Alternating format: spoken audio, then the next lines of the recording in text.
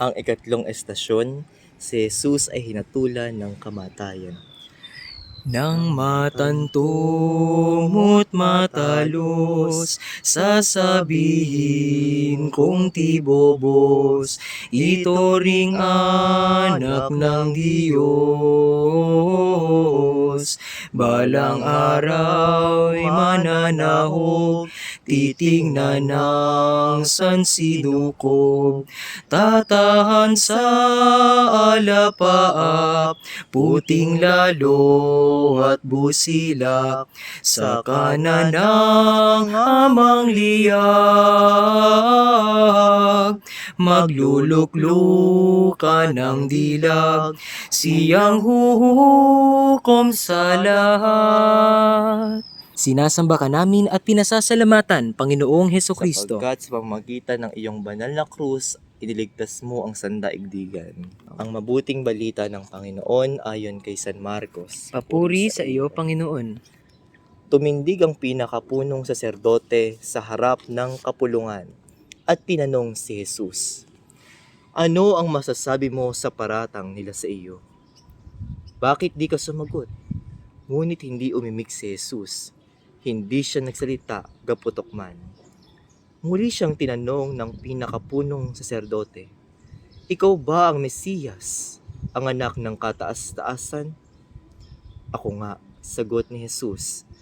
"At makikita ninyo ang anak ng tao na nakaupo sa kanan ng makapangyarihan sa lahat, at makikita ninyo siya'y dumarating nasa alapaap ng langit."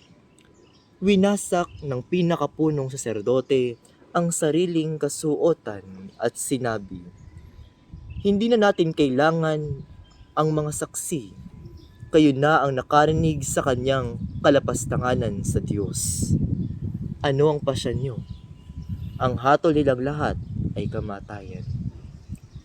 Kinaumagahan, nagpulong agad ang mga punong saserdote, ang matatanda ng bayan, ang mga eskriba at iba pang bumubuo ng Sanedrin. Ipinagapos nila si Jesus at dinala kay Pilato. Panalangin.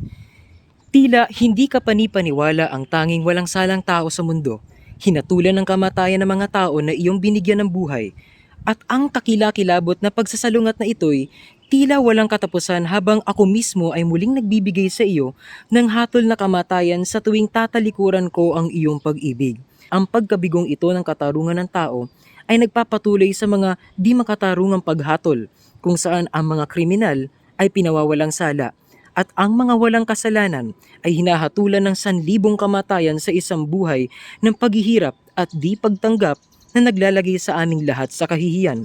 Panginoon ng buhay, gawin mo akong mapagpahalaga sa iyong kaloob na buhay, buhay para sa lahat, buhay na ganap. Amen. Ama namin, sumasalangit ka, sambahin ang ngalan mo.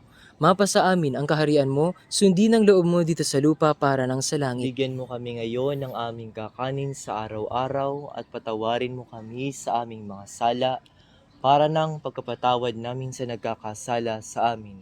At huwag mo kaming ipahintulot sa tukso at iadya mo kami sa lahat ng masama. Amen. Aba, Ginoong Maria, napupuno ka ng grasya, ang Panginoong Diyos ay sumasayo.